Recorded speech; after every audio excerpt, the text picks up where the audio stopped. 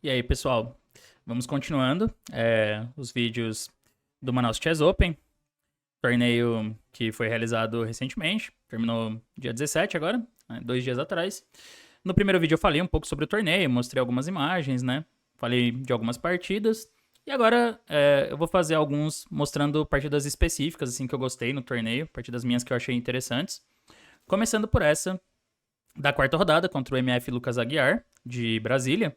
Mas, antes de tudo, se você ainda não é inscrito no canal, não deixe de se inscrever. E também deixe o joinha aí no vídeo, né? Pode ser agora já adiantado, porque a partida é legal, eu garanto. Mas pode deixar pro fim também, tudo bem. Então essa partida foi jogada na quarta rodada.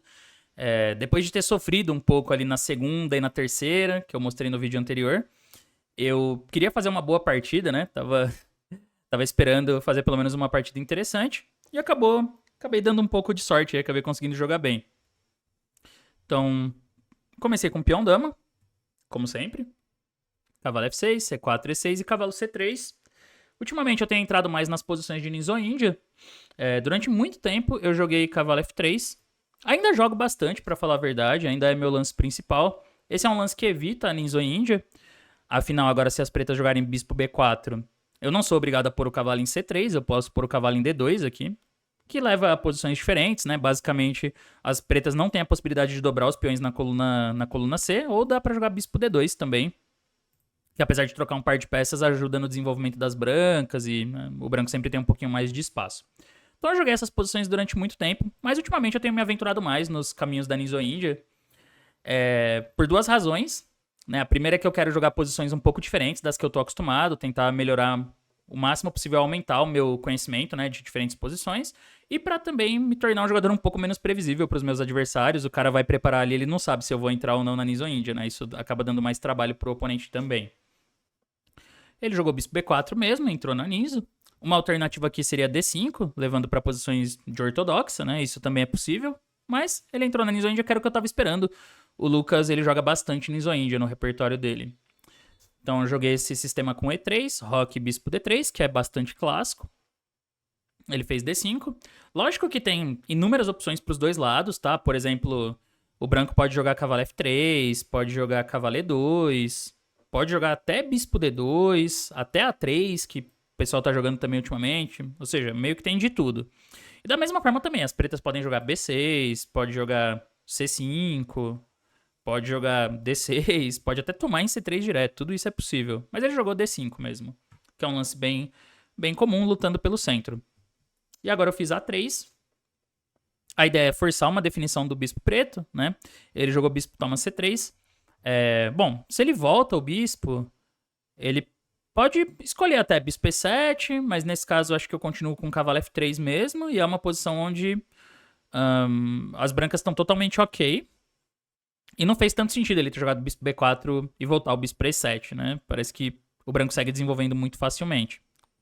Mas é possível, tá? Eu acho que é um pouquinho inferior, mas é possível. O Krikor contra mim, recentemente, numa partida rápida, jogou bispo D6. Que é um lance meio provocativo, tentando induzir o branco a jogar C5 e fechar a posição. Mas eu joguei cavalo F3 também, foi uma partida interessante, eu acabei perdendo. Mas eu também acho que aqui o branco luta um pouquinho por um pouquinho de vantagem. Então, enfim, quase todo mundo toma em C3 mesmo. B por C3. E agora ele continuou com C5. Esse é um lance bem clássico, é uma continuação bem famosa, assim, né? Tem uma partida muito histórica que é Botvinnik, Capablanca, torneio de Avro, 1938. Eu vou até falar sobre essa partida porque a gente vai ficar com a mesma estrutura e aí tem alguns planos. Inclusive, essa partida, Botvinnik, Capablanca, 1938, ela tá analisada no canal, na série Partidas que todo enxadrista deveria conhecer. Quem não conhece pode procurar a playlist, essa é uma das... Não sei se das primeiras partidas, mas ela tá lá na playlist com certeza. É uma partida muito famosa e muito importante para quem joga tanto peão dama de brancas e entra nas posições de Ninja Índia, como para quem joga Ninja de pretas. Tem que conhecer essa partida aí. Mas ele tem uma alternativa sólida que é C6, também é uma possibilidade. E se as pretas não querem entrar numa estrutura fixada, né, ficar com uma estrutura fixa, ele pode tentar jogar assim, D por C4, bispo C4 e C5. Essa também é uma posição interessante, é uma variante que tá bem na moda. Geralmente o preto continua com dama C7, depois cavalo C6 e tenta quebrar com E5 no centro. Ou joga torre D8 e E5, ou joga B6 e bispo B7, tenta fazer jogo nas casas brancas.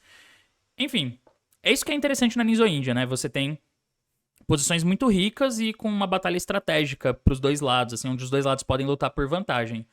Então eu tenho analisado essas posições ultimamente e acho bem interessante, assim, para jogar das duas cores, né? Mas tenho visto principalmente para jogar de brancas. Mas o Lucas jogou C5. A diferença aqui é que esse lance permite C por D5, permite uma fixada na estrutura, né? Afinal, se ele tomar de peça, se ele tomar de cavalo, por exemplo, eu acho que aqui eu posso jogar cavalo E2 e vai ser muito fácil de continuar com E4. Aí as brancas vão ficar com esse centro forte aí de peões. E se ele joga dama D5, agora cavalo F3 parece bom também. Eu acho que no longo prazo, as brancas quase sempre conseguem encaixar um E4 aqui, ou C4 e bispo B2, mas de toda forma eu fico com centro móvel, que é interessante porque a posição pode abrir a qualquer momento, e como eu tô com um par de bispos, isso tende a ser vantajoso, né? Acaba sendo bem perigoso pro preto deixar a posição abrir assim, né? Porque o par de bispos realmente tem muito potencial aqui. Então ele toma de peão, mantendo o controle do centro. Aí a gente tem essa estrutura bem clássica, onde as brancas jogam com cavalo E2, porque o plano do meio jogo é ganhar espaço no centro, com F3 e E4. Então, por isso que o cavalo vem para E2 e não para F3. O ponto aqui é o seguinte. As brancas têm o par de bispos, mas esse bispo não joga por um tempo. Ele fica meio que limitado pelos próprios peões. Então ele tem a possibilidade de se tornar um bispo mau, né? De vir a ser um bispo mau. A gente ainda não pode falar que ele é um bispo mau, porque a estrutura não está fixada, a estrutura ainda é flexível. Mas se as pretas conseguirem estabelecer um controle muito forte nas casas brancas, e eu não tiver como ativar esse bispo, aí eu costumo, né? Aí o branco costuma ter problemas, porque os cavalos são peças muito boas em posições com estrutura fixada ou com fraquezas, né, na estrutura adversária. Então as brancas têm que tentar dinamizar o jogo, melhorar a estrutura para o bispo de C1 entrar em campo aí, né, para ativar o bispo. Ele jogou B6 e fez um plano super clássico aqui que tem nessa partida do Capablanca também, Botvinnik Capablanca, que é depois de roque bispo A6. Então, o que ele faz aqui, né? Ele troca um dos bispos e isso é bom por duas razões. Primeiro, ele se livra do par de bispos adversário, então eu não fico mais com os dois bispos no tabuleiro. E segundo é que ele troca o que poderia ser o bispo mau. Né? Tudo bem que aqui o bispo ele não está fechado, não é como se tivesse um peão em E6, mas ele ainda pode ficar limitado pelo peão de D5, por exemplo, e ele não tem a casa F5 aqui, e em G4 ele vai levar F3 e cavalo F4, por exemplo. Então, isso acaba deixando esse bispo meio passivo. Por exemplo, se ele fica só em B7 aqui, tudo bem que ele ajuda a lutar pela casa E4, mas ele não faz nada além disso. Então, acaba sendo, às vezes, um problema posicional para as pretas. Por isso que tem esse plano de trocar rapidamente o bispo em A6. Eu tinha preparado, né, antes da partida, eu dei uma boa preparada, vi as partidas dele, e eu cheguei a dar uma olhada nesse tipo de posição. Eu vi algumas partidas com essa estrutura, porque eu sabia que tinha chance de cair. Mas, na hora da partida, como quase sempre acontece, eu não tinha certeza das ordens. Né? Porque é sempre assim, você acaba preparando, não sei, 3 ou 4 linhas que o adversário pode jogar, às vezes mais. Então a gente vê muitas partidas, vê muitas posições-chave, vê algumas ideias, análises. Mas na hora você não consegue lembrar totalmente, né? Do jeito mais preciso possível a ordem. Você se confunde um pouco com as ideias. Então aqui eu já pensei um pouco, porque eu não tinha certeza se eu deveria trocar em A6 rapidamente ou fazer algum outro lance. Eu fiquei na dúvida, por exemplo, se bispo B2 aqui não era o lance mais jogado. Mas no fim eu decidi fazer o seguinte. Eu decidi trocar em A6 mesmo. E cavalo por A6 jogar dama D3. Colocar a dama na casa do bispo e ganhar um tempo em cima desse cavalo. Porém, checando agora a ordem, né, na base de dados... Aliás, essas partidas que eu tô mostrando, desde o primeiro vídeo agora, eu não analisei elas com computador ainda. Não fiz análises profundas, né? Eu tô mais passando as coisas que eu pensei durante a partida, que eu calculei, e também o que eu vi com os meus adversários nas análises depois do jogo. Mas eu não tá aprovado pelo computador, nada que eu vou mostrar nessas partidas, tá? Mas vendo aqui, eu descobri que na verdade a ordem mais jogada é F3 mesmo. Já faz o F3 controlando o ponto E4, quando o bispo D3, dama D3, cavalo C6, cavalo G3 e torre E8. Essa é uma possibilidade que acabaria transpondo para a partida, tá? Porque na partida caiu exatamente essa posição, através de uma ordem de lance diferente. Mas eu acho que, por alguma razão, né, eu também vou ter que fazer um estudo mais detalhado, mas por alguma razão esse lance é mais preciso. Eu desconfio que é porque, da forma como eu joguei, as pretas têm algumas opções extra. Então, por exemplo, eu tomei em A6, cavalo por A6 e dama D3. E aqui ele voltou o cavalo para B8, que faz bastante sentido. Parece que vai gastar um tempo a mais, né, para trazer o cavalo para C6. Mas na verdade dá no mesmo, porque eu também troquei em A6 e pus a dama em D3. Então é a mesma coisa que se tivesse sido aquela ordem: F3, bispo toma, dama toma, cavalo C6, cavalo G3, torre 8. Mas quando eu tomei, dama toma e dama D3, a diferença é que aqui ele tem umas opções extra. Então o cavalo B8 nem é o mais jogado nessa posição. O mais jogado aqui é cavalo C7. Que talvez seja uma opção viável para ele. Porque o cavalo às vezes pode vir para E6. E às vezes o cavalo pode apoiar o avanço dos peões na ala da dama. Por exemplo, B5 e A5 aqui, né? Se ele tiver com a dama em D6, digamos. E aí ele pode tentar criar um contra-jogo na ala da dama. E outro lance que também é bastante jogado é dama C8. Aqui tem uma outra ideia que é o seguinte: às vezes as pretas podem tomar em D4 e depois de CD4 fazer dama C4 e desenvolver jogo pela coluna C e pelas casas brancas. Ou a dama pode vir para B7 também, né? E ficar de olho no ponto E4 e depois ele organiza as torres aqui em A, em D e E. Então pode ser, ainda vou analisar com calma, mas eu tenho a impressão de que essa ordem que eu joguei, bispo toma 6, cavalo 6, dama D3, é imprecisa. Porque justamente por isso que cavalo C7 e dama C8 são mais jogados. São lances que dão planos interessantes para as pretas e tornam um pouco mais difícil aqui das brancas ganharem o controle no centro.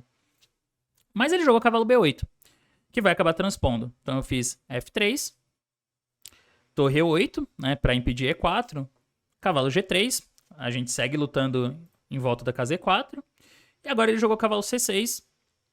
Esse é um outro lance típico. Assim, a batalha posicional dessa estrutura, ela gira sempre em torno de se as brancas vão ser capazes de avançar o peão de E ou não. Porque se eu consigo jogar E4, a minha posição ela evolui muito rapidamente. Depois é questão de tempo para jogar E5 e avançar os peões aqui, o de F também, que é o que aconteceu na partida. Outro ponto importante é que com o peão em E4 eu consigo ativar o bispo. Então, às vezes, eu posso tirar o bispo para G5 aqui. E já tem um jogo muito ativo, a cravada já é incômoda. Tudo isso pode criar problemas para as pretas. Mas com o cavalo em C6 ainda não dá, claro. Porque depois de E4, D por E4, F por E4, C por D4, eu tô perdendo o peão em D4. Então, por conta disso, eu joguei bispo B2. E aqui ele tomou uma decisão seriamente comprometedora estrategicamente, mas durante a partida não parecia tão claro. E eu consegui entender o sentido lógico, né? Ele jogou C4 nessa posição. Na partida que eu mencionei antes, que é a partida Botvinnik-Capablanca em Avro, torneio de Avro na Holanda 1938, o Capablanca toma uma decisão parecida. Ele também corta a tensão no centro, com C4. Mas tem uma diferença. Naquela partida o peão estava em A4 já, das brancas. Então o Capablanca ele já tá com a dama em D7... E ele joga o C4 porque ele vai fazer cavalo A5, cavalo B3 e vai tomar o peão de A4. As brancas vão ter que tirar a torre para E1 e aí o peão de A4 cai. E ele confiou que dava tempo de tomar o peão de A4, trazer a dama para defesa, segurar o ataque das brancas e explorar a maioria na ala da dama. Como eu disse, quem quiser ver com calma pode checar essa partida depois na playlist, partidas que todo enxadrista deveria conhecer. Aqui o peão tá em A3, então ele nem tá caindo em A4, né? Mas mesmo assim, o Lucas avaliou que dava tempo de fazer isso, porque ele se baseou numa partida que a gente pode dizer que é uma exceção a essa regra, que é uma partida Anand Carlsen, a última partida do match de 2013, do Campeonato Mundial, que foi o match que o Carlsen ganhou e se tornou campeão do mundo, né? Nessa partida o Carlsen, ele toma uma decisão que parece extremamente arriscada, numa estrutura parecida, de cortar a tensão no centro e criar um contra-jogo na ala da dama. Mas tem dois pontos. O primeiro é que foi uma linha diferente, tá? Eu não lembro a partida inteira, eu já analisei ela, mas eu não lembro exatamente toda a partida. Mas foi algo assim, cavalo C3, bispo B4. O Anand, precisando ganhar de qualquer jeito, jogou F3. Né, uma variante bem agressiva. E aqui o Carlsen jogou D5. Aí foi A3, bispo toma C3, BC3. Se eu não me engano, o Anand tomou em D5. Quer dizer, o Carlsen jogou C5, o Anand tomou E3. E quando o Rock... Eu acho que ele jogou um G4 rápido, alguma coisa assim. Não tenho nem certeza se não foi agora. Eu acho que já foi meio que agora. Assim, o Anand jogou G4, cavalo E2 e cavalo G3. E tentou inventar, né? Jogar um esquema mais agressivo ainda. Mas assim, a partida tem as próprias particularidades. Então quem quiser pode dar uma olhada nessa partida também. Anand Carlsen, última partida do match de 2013. Só que eu acharia uma ideia arriscada se basear nessa partida. Porque, na minha opinião... Ela é uma das melhores partidas de defesa da história. Inclusive, o Everaldo Matsura, grande mestre Everaldo Matsura, já me falou várias vezes que ele acha que essa partida é a melhor partida de defesa de todos os tempos, porque o jeito que o Carlsen defende uma posição que parece que ele vai levar mate é uma coisa absurda, é impressionante. A partida inteira, no meio jogo, parece que ele vai levar mate por um lance, mas nunca chega esse um lance, ele sempre defende a tempo, e no fim ele ainda ganha a partida por causa de um erro do Anand, que poderia empatar, mas acabou perdendo. Vale a pena dar uma olhada, essa é uma partida muito boa. Mas eu diria que essa partida é uma exceção da regra. Em geral, as pretas normalmente mantêm a tensão nessa estrutura. O preto não corta a tensão. Porque isso vai ficar muito claro na partida, né? A razão. Que quando ele joga C4, o ponto D4 fica muito firme. E quando o ponto D4 fica muito firme, eu consigo jogar E4 facilmente. Ainda vai levar um tempo, né? Ele disse que ele jogou esse lance porque ele percebeu que ia levar um tempo para eu conseguir jogar E4. Porque na partida do Botvinnik, ele já tinha a torre em E1. Então, dá um exemplo aqui, né? Vamos supor que, só pra mostrar, sei lá, tá a dama D7, torre de A1. E agora joga C4, as brancas podem fazer dama C2. E no próximo já chega E4 muito forte, praticamente decidindo. Aqui já fica com uma vantagem enorme. Então ele jogou C4, porque aqui eu não tenho dama C2. Eu preciso defender o peão de E3, eu tenho que jogar dama D2 e ainda gastar mais um tempo trazendo a torre. E ele achou que por causa disso ele teria, né, a oportunidade de avançar rápido na ala da dama. Só que, bom, tem dois problemas aqui. O primeiro, ele é de um ponto de vista mais lógico. Que a gente entra numa posição que é uma corrida de tempos, né? Em alas opostas. Então as brancas estão indo no centro e depois na ala do rei, que é a consequência lógica do avanço do peão de E aqui, né? Ganhar espaço no centro e depois tentar um ataque na ala do rei. E as pretas estão vindo do outro lado na ala da dama. Mas geralmente, quando isso acontece, o ataque na ala do rei, na maioria das vezes, sei lá, 90% das vezes é mais perigoso. Porque justamente é um ataque contra o rei adversário. Então isso acontece muito, por exemplo, em posições de Índia do rei. Né? Na Índia do rei, o branco tenta atacar na ala da dama. E o preto vai do outro lado na ala do rei. O que acontece muitas vezes? As pretas perdem toda a ala da dama e dão mate. Porque pro preto não tem problema perder toda a ala da dama, ele tá indo atrás do rei adversário, né? E esse é o perigo da posição. Então aqui é a mesma coisa de cores invertidas. Eu tô vendo que ele tá chegando na ala da dama, eu não tinha certeza que meu ataque era ganhador, pra falar a verdade, que minha posição era ganha ou muito melhor. Mas eu sabia que do ponto de vista prático, seria muito difícil pra ele, porque eu tô sempre indo atrás de um ataque de mate, que vale muito mais do que ganhar um ou dois peões na ala da dama, né? Então eu sentia que o potencial da minha iniciativa era muito mais perigoso do que o da iniciativa das pretas na ala da dama, ainda que, sei lá, durante a partida você não tem noção da avaliação, né? Eu imaginei que às vezes o computador dá igualdade nisso aqui, fala que tá ok, mas na prática eu acho que é bem difícil de jogar de pretas. Então o que talvez ele poderia ter considerado, né? Coisas que eu pensei na partida foram dama D7, por exemplo, foi uma ideia que eu considerei, porque, bom, se eu jogar E4 aqui, um problema é que ele... Bom, não sei se é um problema bem, mas ele pode jogar C por D4, C, D4, D por E4, F por E4. E às vezes tem cavalo E5 nessas posições, aproveitando a cravada. Mas acho que aqui não é tão grave porque eu volto a dama para E2 e aí o cavalo fica instável. Mas mesmo assim, se eu faço, digamos, torre de AD8, se ele joga torre de AD8, eu não consigo avançar tão facilmente os peões, porque E5, cavalo D5, e se D5, cavalo E5, né? Bloqueando as casas pretas. Mas muitas vezes tem ideias dinâmicas, tá? Para as brancas. Por exemplo, às vezes aqui tem um torre para F6. G para F6, cavalo F5. Sacrifico uma qualidade, mas eu tô ameaçando mate já e às vezes tô jogando D5 e o bispo entra no ataque, né? Então tem esse tipo de ideia bem ativa para as brancas que as pretas precisam ficar atentas. Por isso que eu acho que talvez o certo nessa posição... Aliás, tem duas ideias que são temáticas, na verdade. Uma delas é H5. Esse H5 é uma ideia típica. Por quê? Se eu jogo E4... Ele pode, vamos dizer... Bom, dá pra tomar em D4, mas vamos dizer direto tomando em E4. F por E4 e H4. E eu não tenho tempo de defender o peão de E. Então, cavalo E5, cavalo por E4, por exemplo.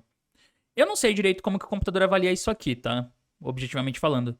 Eu acho que ainda tem bastante compensação para as brancas, porque eu já tô prestes a ativar o bispo também em B2.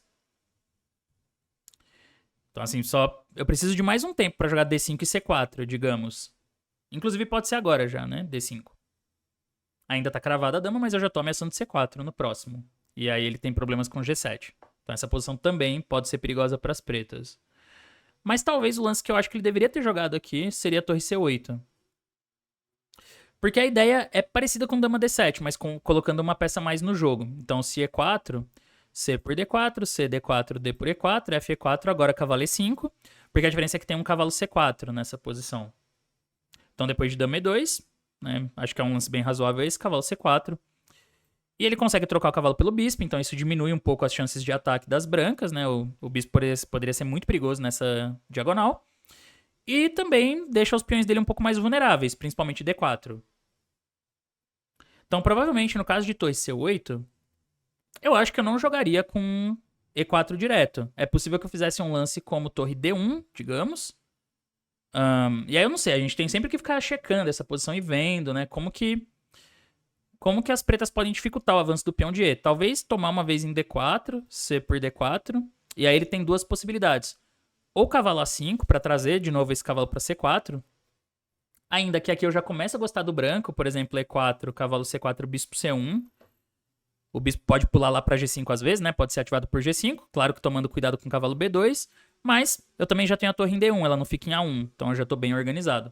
Mas eu não sei, isso aqui tem que ser aprofundado, né? De repente, ele pode ter B5 para passar a dama para B6 e tentar criar um contra-jogo na ala da dama. Não sei se essa ideia seria suficiente. Às vezes não dá tempo já, ele vai ficar pior, né? Mas enquanto o bispo G5 pode ser respondido com dama B6, as coisas não são tão graves. E talvez outra ideia seria tomar em D4 e jogar um dama E7 aqui para continuar, né, de olho na casa E4. Então, eu não consigo jogar E4 tão facilmente. Essas seriam algumas possibilidades e, bem, sempre leva a um jogo complicado, né? Torre de F1, de novo eu reforço a ameaça de E4, mas... Bom, ele pode jogar torre de E, D8 agora, e aí com essa torre na cara da dama sempre tem esses problemas, né? E4, DE, FE, cavalo E5, e ele leva o cavalo pra C4, aí já tá batendo em A3. Então, não sei, sempre tem esse tipo de problema, não é tão fácil das brancas continuarem avançando. Mas, de modo geral, parece uma posição tensa, né? Onde eu consigo organizar as minhas peças e ele sempre precisa ficar se preocupando com o avanço do peão de E. Eu acho que por isso... Na prática, a gente pode dizer que essa posição é mais perigosa para as pretas. Porque o preto ele precisa fazer lances muito corretos, muito precisos para manter o controle da posição sempre.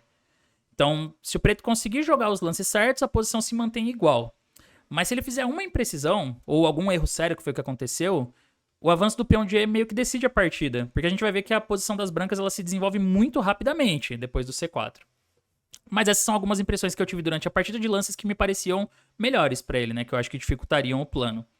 Mas ele jogou C4. Então vamos lá. Aí, isso meio que define já a estrutura e já define também o jogo de cada lado, né? As brancas vão no centro e na ala do rei, o preto vai na ala da dama, e é uma questão de quem chega primeiro e quem chega com mais perigo. Então ele fez B5, eu joguei torre de A1 e ele jogou A5. Os dois lados seguem seus objetivos, né? E4. Ele fez B4 aqui. Eu também considerei durante a partida que talvez ele pudesse tentar jogar D por E4, F por E4 e cavalo E5. Isso parecia interessante, que ele aproveitar a cravada para trazer o cavalo para D3, né? Isso parece uma ideia bem interessante, mas eu acho que tem dois pontos interessantes para considerar, né? Eu pensei numa refutação mais direta para esse lance, que era já torre por F6. Sempre tem esse tema do sacrifício de qualidade. Se ele joga G por F6 para manter a cravada, agora cavalo F5. E eu não vejo como que ele vai parar a ameaça de dama H6 aqui. E o mate, né, em G7. Ele meio que fica preso já. Então, por exemplo, se Ré H8, dama H6 e quando torre G8, D por E5. 2 por 1, brancas estão totalmente ganhas, né, com esse cavalo em F5 ainda. Mas eu achei que ele poderia jogar dama por F6 nessa posição. E quando D por E5, dama por E5... Não me pareceu tão claro isso, porque ele tem um peão pela qualidade e o meu bispo não joga, né? Então, assim, se eu conseguisse pôr o bispo nessa casa, estaria lindo. Porque depois vem cavalo F5 e eu vou ter um ataque ganhador. Mas com o bispo em B2, ainda eu acho que ele poderia criar resistência, né? Ele pode jogar G6 para limitar o cavalo. Quem sabe um dia um torre D8 aqui. E... Inclusive, torre D8 é uma ameaça agora, né? E ele consegue bastante atividade. Então, contra cavalo E5... eu considerava aqui um lance que parecia bem forte. Cavalo F5. Isso parecia bem legal. Porque simplesmente eu tô ameaçando dama G5. Então se cavalo D3, dama G5, ameaça mate em G7. E eu não via uma resposta boa pra ele. Por exemplo, G6, cavalo H6. Tô atacando F6. E quando o rei G7, Uma ideia pode ser E5, né? Esse é bem simples. Eu ameaço simplesmente tomar em F6 e se ele tirar o cavalo, torre por F7 ali. Isso já parece bem ruim, provavelmente perdido já pro preto. O único detalhe é que torre por F6, que parece que ganha a dama, não dá certo. Que aí dama toma, cavalo F5, esse lance parece que é o fino, né? Pra ganhar a dama, dama por F5. E se ir por F5 eu levo o mate. Então cavalo F5 parecia bem perigoso já, ameaçando dama G5. E aí se ele joga, digamos, cavalo G6, aí tudo bem, né? Eu posso fazer vários lances aqui. Por exemplo, a dama pode voltar pra C2, aí eu tô ameaçando E5. Também tô tentando reposicionar o bispo, né? Bispo C1. Isso já parece bom o suficiente. Bem forte, né? Então eu tava com esses pensamentos. Dama G5 direto também é uma ideia, mas ele tem H6. Então ok, cavalo F5 que eu achava que era bom. Então considerei isso, mas ele não tomou mesmo. Ele jogou B4 direto. E aí um detalhe importante, um detalhe simples, porém importante, é que as brancas não devem tomar em B4, tá? Isso aqui acaba ajudando. Assim, vou dizer que se eu disser que não considerei, é mentira. Eu considerei um pouco tomar o peão. Mas o primeiro problema é que eu já ativo a torre dele. Então eu já tenho que começar a me preocupar aqui com a torre na sétima, torre A2. Eu posso jogar pra tentar ganhar um peão, né? C por B4. Mas a minha posição parece instável agora, depois de dama B6. Ele tá atacando B4. E eu não tenho tempo de jogar E5 agora, porque com a dama em B6 ele simplesmente toma em E5 de torre ou de cavalo, por causa da cravada. Se eu fizer um lance como bispo C3, aí eu também não sei, eu também não achava essa posição tão simples, né? Uma possibilidade é que a torre de AD8, digamos. Ele ameaça tomar em E4 e já tá batendo em D4 aqui. E aí eu achei que minha posição era muito instável. Então, além disso, essa variante eu tô meio que me desviando do meu objetivo, né? Tipo, o meu objetivo é jogar pelo centro e pela ala do rei. A gente já tá vendo algumas ideias de ataque. Se eu entro nessa posição só pra ganhar um peão, eu já tenho que ficar me preocupando com a defesa de B4, a defesa de D4, e isso meio que tá desviando a atenção das peças brancas, né? Essas peças agora parecem que estão no lugar errado. Eu deveria ter uma torre em B1, uma em D1, por exemplo, pra tentar manter o peão a mais. Então eu ignorei a atenção ali e joguei E5 mesmo. Aí ele fez cavalo D7, eu joguei F4. Eu também tive dúvidas nessa posição se eu não deveria começar com cavalo F5. Porque parece interessante jogar cavalo F5 para cavalo D6 e depois jogar F4 e F5, ou já ter o cavalo em F5, né? No caso, se ele fizer dama B6, eu tenho dama G5 rápido. Parece interessante. Mas eu não vi nenhuma linha tão concreta para mim nessa posição que me desse uma vantagem. E eu também tive a sensação de que eu tinha que avançar o peão de F primeiro. Eu tinha que jogar F4 e F5 mesmo pra tentar debilitar a ala do rei dele. Que a casa F5 era pro peão, não pro cavalo. Mas assim, só pra gente ter considerar algumas ideias aqui, né? Talvez depois de G6, ele pode jogar G6 mesmo e cavalo D6, torre F8, de repente não seja tão fácil assim, né? Eu continuar avançando. Ainda que vai chegar F4 e F5. Agora, se cavalo H6 e rei G7, esse eu também considerei. Eu acho que eu posso ter cavalo G4 aqui às vezes, pra tentar dama H6 e tentar F4 F5. Parece interessante isso, na verdade. Pode ser que cavalo F5 fosse bom. Agora, ele pode simplesmente ficar parado também, cavalo B6. E se cavalo D6, torre F8, ele tem depois cavalo C8 pra desalojar esse cavalo.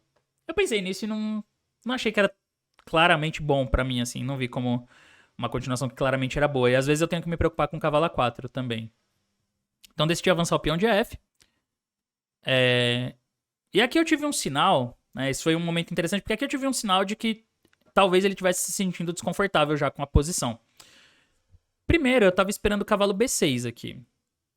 Eu achava que essa era a ideia dele, inclusive, cavalo B6 e cavalo A4. Pra aumentar a pressão em C3 e B2 e tentar me obrigar a fazer alguma concessão.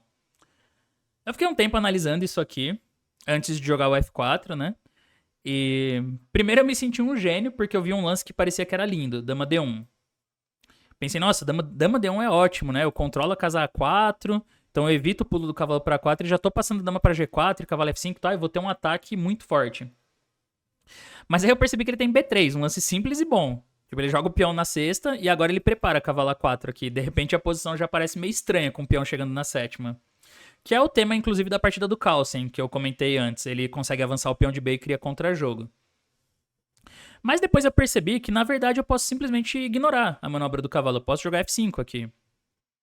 Porque simplesmente eu tô chegando muito rápido. Então, se ele joga cavalo A4, F6. Cavalo por B2, dama G5, né? E isso aqui vai dar mate. G6, dama H6. E como o peão chegando já em F6, a posição parece super difícil de jogar de pretas. Por exemplo, ele pode tentar, digamos, jogar RH8 primeiro. E aí quando F6, G6, dama H6, torre G8. Mas essa posição dificilmente aguenta, dificilmente resiste, né? Pra começar, já tem E6 aqui. Já tem E6, já parece muito forte. Se F por E6, torre por E6 e às vezes F7 chegando. E além disso, eu tenho uma ideia legal dessas posições, que é fazer um lance como, digamos, torre F4. Que ameaça dama por H7 e torre H4. Cria essa ameaça de mate. Se ele joga dama F8, posso voltar a dama pra G5 e passar a torre depois. E o ataque na ala da dama quase sempre parece muito lento. É sempre fácil de segurar. E eu sempre tenho essa ruptura com E6 também. Então isso já parece bem difícil, né? Inclusive depois de F por E6 ali, eu acho até que é mais direto F7. Força torre F8 e torre por E6 já tá ameaçando torre por G6. Se jogar cavalo E7, não sei. Talvez aqui já é hora de manobrar o bispo, né? Bispo C1 pra bispo G5 e bispo F6. Pra vocês verem como essas linhas mostram o ataque chegando super rápido, né? E parece... Assim, a impressão que a gente tem é que não tem nada que as pretas possam fazer contra isso. Eu acho aqui até que eu já vi um lance mais direto, mais matador, que é cavalo H5. Ameaça mate em G7, se G por H5 dama F6 é mate também. Então eu vi que F5 era simplesmente muito forte e ele provavelmente teria que jogar como na partida, F6, nessa posição. E bem, aqui eu tenho algumas formas de aumentar essa pressão, né? Eu acho que dama F4, por exemplo, já serve. Mas principalmente cavalo H5 é um jeito simples e bom de continuar pressionando. Afinal, aqui eu tenho um plano simples que é torre 3, torre G3, ou dama F4, dama G4. E um detalhe importante é que se ele tomar em E5, F6. Segue abrindo o jogo. Não pode tomar em F6 porque cavalo F6 dá um duplo. Só que ele também não tem o que fazer porque eu tô ameaçando F7 aqui. Então, sei lá, né? Não tem lance nessa posição. Eu dei uma calculada em torre F8, mas F por G7, aí torre F1, torre F1. Não sei, não tem como impedir um mate nos próximos lances, né? Dama H6, cavalo F6, assim, por exemplo. Então isso já parecia muito difícil pra ele. E se cavalo H5 ele jogar cavalo D7, também não parece longe de ideal, né? Assim, no mínimo eu posso jogar E6 e obriga o cavalo a ir pra F8, ele fica com uma posição totalmente passiva. E eu tenho a possibilidade de passar as torres pra ala do rei. A gente fez umas análises nessa posição tentando segurar pras pretas, mas não conseguimos, assim, tudo dava errado. Tudo levava a um ataque ganhador. E ainda eu tenho o dama F4 também, porque o tema é sempre o mesmo. Se F por E5, dama G4, ataca G7. E quando ele faz dama E7, leva F6 aqui, né? Por causa da cravada, e tô atacando D7 agora, então ele tem que dar uma peça, mas vai acabar perdendo a torre também, ele vai ficar com torre a menos. Então eu percebi que eu podia simplesmente ignorar o cavalo B6 e continuar avançando.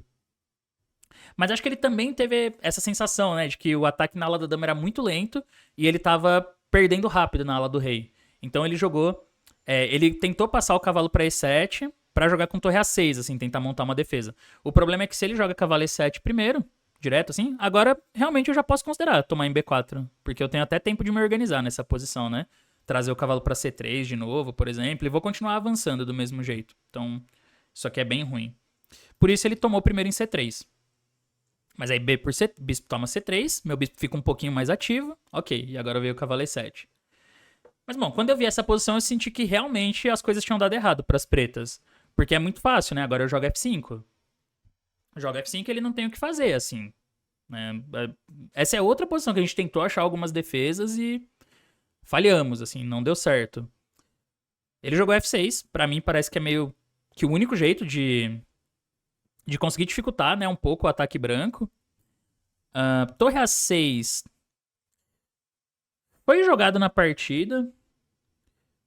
Talvez fosse uma tentativa, assim, mas eu acho que em algum momento ele vai ter que jogar o F6, né? Por exemplo, se eu fizer cavalo H5 aqui, eu reforço a ideia de F6, então ele vai ter que fazer F6 do mesmo jeito. Isso fica muito parecido com a partida.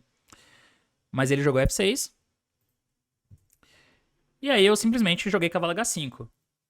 Esse é um ponto interessante também, que é um ponto meio sutil, mas é instrutivo, porque lá atrás, quando eu falei que eu tive a dúvida se eu jogava F4 e F5 ou se eu jogava cavalo F5 primeiro, por que eu tive essa dúvida? Porque eu pensei, bom, mas quando eu jogar F4 e F5, o cavalo vai ficar sem a casa F5, né? Então, será que eu não vou ficar sem o cavalo depois no ataque? Eu preciso dar um jeito de passar as peças. Por isso que às vezes, por isso que aqui pode parecer interessante jogar cavalo F5 primeiro e depois cavalo D6, porque aí você já tem o cavalo numa casa ativa e depois avança o peão de F. Mas isso não é um problema porque o cavalo tem a casa H5 também. Então eu posso usar, apesar de parecer que cavalo no canto é sempre ruim, nessa casa ele tá muito bem, né? Ele pressiona F6 e G7. E aí vai começando a ficar difícil pra ele de defender. Porque, por exemplo, se F por E5, dama G5 meio que já ganha na hora, né?